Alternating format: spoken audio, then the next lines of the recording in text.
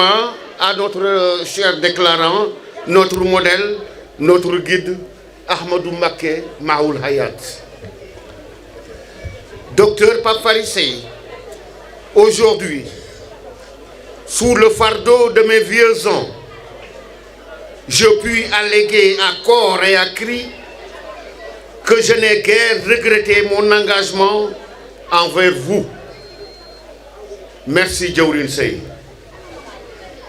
Auguste Assemblée, permettez-moi de remercier le corps enseignant de l'Institut Maoul Hayat de Diourbel, de l'attachement et du dévouement qu'ils ont témoigné à l'égard de nos enseignements apprentissages durant tant d'années dans l'accomplissement de leurs tâches.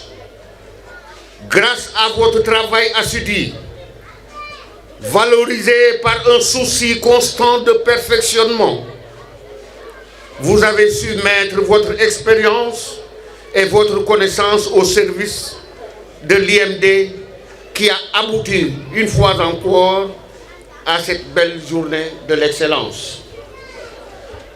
La satisfaction du devoir accompli ne prend tout son sens que lorsque l'on envisage tout ce qui reste encore à faire dans l'avenir. Votre rôle qui est de former de bons citoyens doit être facilité par un bon fonctionnement des gouvernements scolaires. Éduquer à la citoyenneté est un des plus sûrs moyens de donner qualité et pérennité à la démocratie dans un pays. L'école est un espace éducatif fondamental pour préparer les jeunes à comprendre les enjeux d'une citoyenneté active s'ils veulent s'assurer une bonne qualité de vie, un environnement sain et vivre dans une société conviviale. Il s'agit là d'un défi majeur, extrêmement important pour les apprenants et les parents que nous sommes.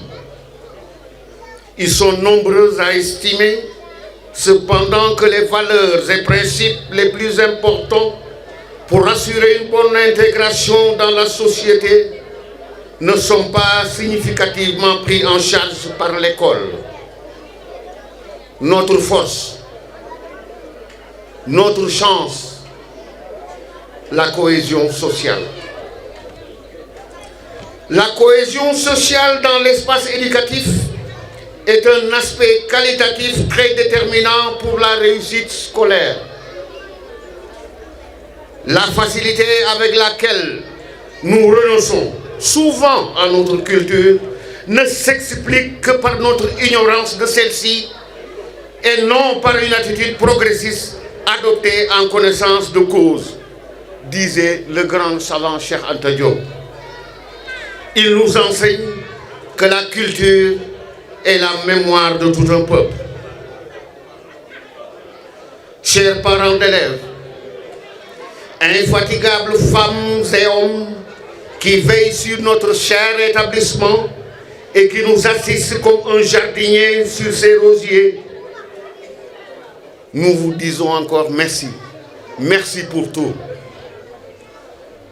Mais nous devons guider l'enfant à travers ses loisirs et le responsabiliser en lui demandant sa participation dans des activités familiales qui lui permettront d'acquérir des connaissances pratiques tout en sollicitant son sens du devoir. Chers parents, les élèves de l'IMD ont essayé, avec plus ou moins de réussite, d'être de bons élèves. Montrez-leur à votre tour que vous êtes de bons parents, conscients des efforts fournis durant cette année scolaire. Soyez vigilants, soyez regardants et très proches d'eux. Chers apprenants, travaillez de votre mieux à l'école où vous êtes placés. Appliquez-vous de tous vos efforts à profiter de ce qui vous est enseigné.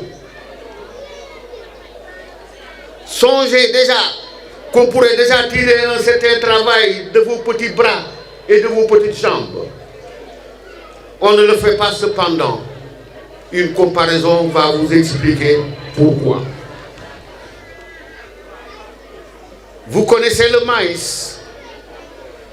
Alors quand le maïs a poussé en herbe et que le champ ressemble à une prairie, on pourrait le couper et le faire manger au bétail qui ne demanderait pas mieux.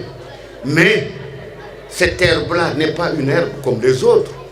Qu'on laisse avancer la saison et de chaque tige, il va sortir un épi de grains de maïs dont les hommes se nourrissent et que le propriétaire, s'il ne le consomme, vendra argent comptant.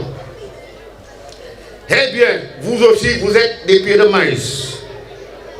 Si l'on vous employait à travailler autant que vous le pouviez sans rien vous apprendre, vous ne saurez jamais ce que valent votre esprit, votre mémoire, votre corps.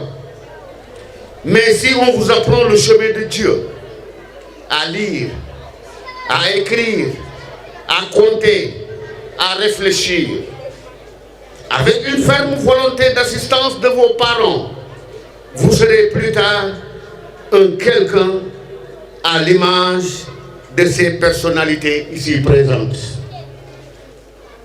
Il me semble nécessaire d'encourager aussi les auditeurs africains et les responsables gouvernementaux pour qu'ils conçoivent des actions culturelles en direction de cette jeunesse scolarisée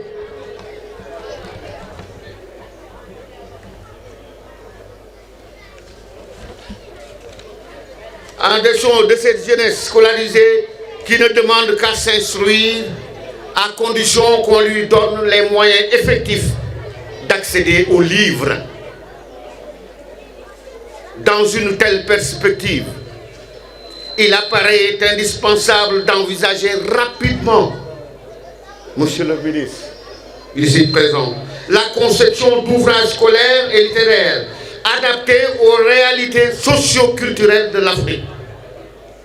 Ouvrages prenant en compte les préoccupations de notre jeunesse à la recherche d'une identité que les idéologies occidentales ne peuvent lui fournir en aucune façon. Il en découle la nécessité de faire appel à des écrivains, littéraires et artistes africains pour rédiger et illustrer ces textes originaux. L'avenir dépend de notre volonté commune de trouver en nous-mêmes les ressources morales et intellectuelles. Nous souhaitons que cet avenir prometteur nous offre de semblables cérémonies où de nouveaux lauréats seront honorés à leur tour. Merci d'avoir accueilli mes paroles avec tant d'égard.